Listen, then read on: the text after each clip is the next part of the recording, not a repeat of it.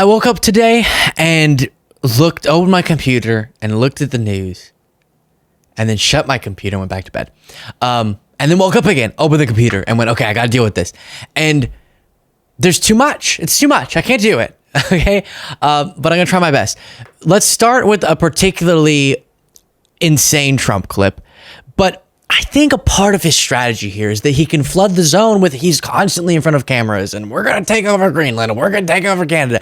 And while I genuinely believe, and apparently Trudeau genuinely believes, and others in Canada, that he means the 51st state threat, he also has this, in his mind, side benefit of, if we're all debating about is Canada going to be the 51st state, obviously not, then maybe we're not talking as much about the ramifications of that obsession, which are ultimately he's seeking to cripple the Canadian economy, Trudeau believes, so far that it would be weakened enough where Canada would have to be the 51st state. It's delusional, but we have to not just talk about how it is delusional, but the harm, meanwhile, that we're all feeling, which we do put a lot of emphasis on. And then after that, so stick around for it, we're going to rapid fire go through a bunch of other really important news that doesn't get as much attention as Trump shouting about Canada on the White House, out in front of the White House. Here he is. By the way, when you take away that artificial line that looks like it was done with a ruler, and that's what it was. Some guy sat there years ago and they said, rah. Well, when you take away... They said, rah. Isn't it interesting that the U.S. president in real time is finding out what a border is? It's just a squiggly line on a paper. Yep. In a... Kafavi, good job. What it was. Some guy sat there years ago and they said, rah. Well, when you take away that and you look at that beautiful formation of Canada and the United States, there is no place anywhere in the world that looks like that. It's plus Greenland, of course. Plus Greenland. And then if you add Greenland, that's even. That's pretty good. It's going to look beautiful. Okay. Jaden, bruh, have you ever thought about how a border is just a line on a paper? It's just like, rah. It's just like, rah. I want chips. Yes, so now he's using that bright new revelation that in a very literal sense, a border is just something we decided on. But he's using that to continue this idea that he's going to take over Canada. It's not happening. But it's a part of his trade war obsession. It's a part of what he's using to justify the antagonism that then we're feeling economically. I'll give you updates on the escalation there, not with Canada, but now with the European Union here in a second. But I think it's easy for us as we take these things one day at a time to experience it one day at a time and not see how much chaos has happened in just the last few weeks. So producer Cole put together this reminder of how much chaos Trump is creating just with his Canada obsession in recent weeks.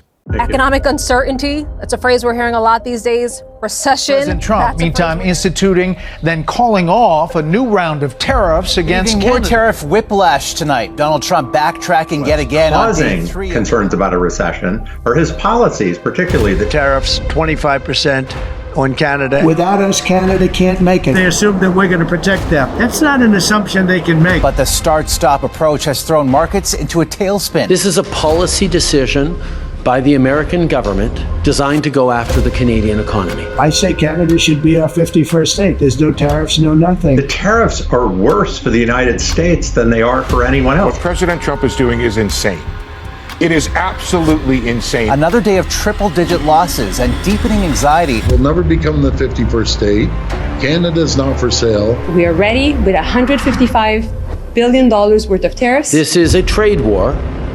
Yes. When you take away that artificial line that looks like it was done with a ruler. America is not Canada. And Canada never, ever will be part of America. I've made sure that every single day in this office, I put Canadians first, that I have people's backs. We're going to stand up for each other. We're going to fight. And we're going to win. So that's, I know we have all lived through that, but putting it all back to back, jolting us, whiplash, kind of puts it into perspective. Now, he didn't just say that out in front of the White House, but during his meeting with the Secretary General of NATO, he continued his Canada expansionist worldview. No, I'm not. Look, we've been ripped off for years, and we're not going to be ripped off anymore. No, I'm not going to bend at all on aluminum or steel or cars. We're not going to bend. We've been ripped off as a country for many, many years. We've been subjected to costs that we shouldn't be subjected to. In the case of Canada, we're spending $200 billion a year to subsidize Canada. I love Canada. I love the people of Canada. I have many friends in Canada. The great one, Wayne Gretzky, the great. Hey, how good is Wayne Gretzky? He's the great one. But we have, I know many people from Canada that are good friends of mine. But, you know, the United States can't subsidize a country for $200 billion a year. We don't need their cars. We don't need their energy. We don't need their lumber. We don't need anything that they give. We do it because we want to be helpful, but it comes a point when you just can't do that. You have to run your own country. And to be honest with you, Canada only works as a state. It doesn't. We don't need anything they have. As a state, it would be one of the great states anyway. This would be the most... Have they not considered that Canada as a state would mean they'd never win a national election again? Really? You think Canada would vote for Dumpy? You think Canada of universal healthcare fame would vote for Dumpy? No, they want it. By the way, we don't subsidize $200 billion to Canada. He's talking about a trade deficit. We've explained why that's there, or why that's the nature of our trade relationship before. He doesn't understand it, so then he lies about it, or he articulates his misunderstanding. And then it's the isolationist worldview. We don't need anything from them. Yeah, technically, to survive, we wouldn't need, but we want stuff from them, which is why U.S. companies do trade with foreign countries' industries. An example is lumber. Based off what type of trees are, it's beneficial to us to purchase lumber from them. Now Trump escalating further with the European Union, saying the European Union, one of the most hostile and abusive taxing and tariffing authorities in the world, which was formed for the sole purpose of taking advantage of the United States, has just put a nasty 50% tariff on whiskey. I thought tariff was the most beautiful word. It's so beautiful and wonderful, not when someone else does it. If this tariff is not removed immediately, the U.S. will shortly place a 200% tariff on all wine, champagnes, and alcoholic products coming out of France and other EU represented countries. So now he's worsening that, and Representative Morgan McGarvey explained what this means for his state. It's raising tariffs on is American whiskey to 50%. You're the co-chair of the Bourbon Caucus in the House. How devastating is this blow potentially to the industry? It's completely devastating. I just heard Larry Fink use fancy words to say that, oh, people are uncertain right now. No, we are certain. These tariffs are disastrous for the bourbon industry. And how? We know what happens. During Trump's first presidency, when there was a 25% retaliatory tariff put on by the EU, it cut our exports in half. It was hundreds of millions of dollars to the bourbon industry. Now they're talking about 50% tariffs on American whiskey.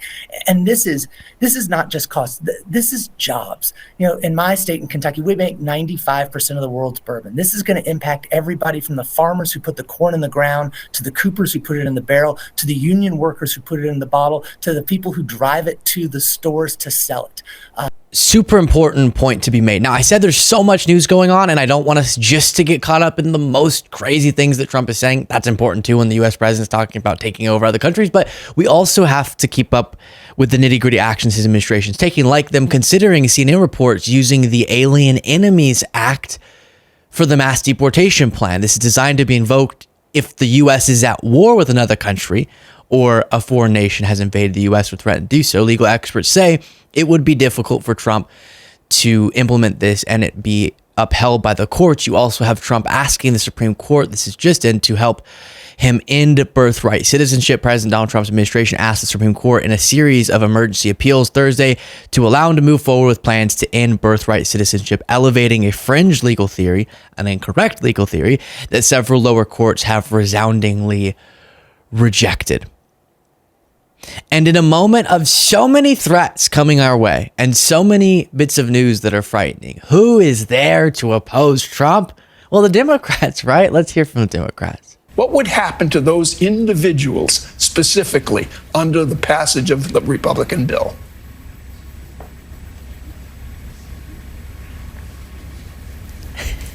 Hello? Looks like we've lost. I think we've lost. Oh my goodness. I play that because it's a very funny technical glitch representation of what sometimes it feels like, which is Republicans going rah, rah, rah, absolutely crazy and all these attacks and all these aggressive actions. And then we look and say, please do something, Democrats. And it's silent. But I've seen them trying after a lot of outcry about that to pick up the pace a little bit. I know the opposition options they have are limited. We'll get to one they're trying to leverage a little bit later in the segment, but still, I think we need some more heat, some more fire from the Democrats on all of Trump's trade war actions, his economic failures. I find it very curious to hear how his defenders will defend him. And I thought Peter Navarro summed it up nicely, actually. I actually agree with Peter Navarro. Listen. Down. We've had grocery prices flat. Here's the thing. We're in this difficult transition from Bidenomics to Trumpnomics. Now, your initial reaction would be to say that's not really. We're going to call all of Trump's economic ills that weren't there until he started going crazy on trade wars. We're going to say that's all just a transition. But I actually want to defend Peter here because while I know he's arguing on behalf of the wrong stance, that phrase is correct. We are going from Bidenomics to Trumponomics. And I hope Americans perceive it that way. We're going from Bidenomics, where things were more stable and were better, to Trumponomics, which we're starting to feel now. So if this is just the transition into Trumponomics, then my goodness, I'm not looking forward to the rest of it. Now, on the funding battle that's going on, I say, again, this is going to get less attention than the Trump rants, but we got to talk about both, so do stick around for it. Senate Democrats balk, New York Times reports, at funding extension, raising the risk of a shutdown. Caitlin Collins reports, Senator Schumer said Democrats have the votes to block the House's spending bill. Our caucus is unified on a clean April 11th CR that will keep the government open and give Congress time to negotiate bipartisan legislation that can pass. We should vote on that. So what's happening is Democrats are saying we're not going to vote. It's all happening now. This could cause a shutdown very soon. We're not going to vote on a resolution for funding extension if you don't allow us to be a part of the process of crafting that. And we want to implement in any legislation that gets passed, because the Senate would need the help of some Democrats for it to pass. We want protections for the programs that are being targeted by Trump and Elon. This is them trying to use some of the rare power they do have, even though they don't have a majority in the House or Senate. Now, it's controversial because, myself included, a lot of people opposing MAGA have been calling out their insane attempts to get concessions during these funding battles and that getting us close to shutdowns or causing partial shutdowns. On the other end, a lot of the Democratic base is saying, do something, leverage your power some way. And so this is one of the ways they could to try to get concessions from Republicans and get some opposition against the Elon Trump actions. But if they then get blamed if the government does shut down, and we know the devastating impacts of shutdowns, that could be not just politically tenuous, but also harmful to people. So a tough situation there, but that's the update on the funding battle. We'll check in tomorrow on what happens there. Mike Singleton giving us an update on one of the people working for Doge. Trump government official who enforces Doge cuts, firing employees for poor performance, works as an influencer during business hours, filming in her government office. And it links to a report from CNN that talks about this Doge worker who is herself pushing people out of federal jobs because their poor performance, when often their most recent performance reports were overwhelmingly positive.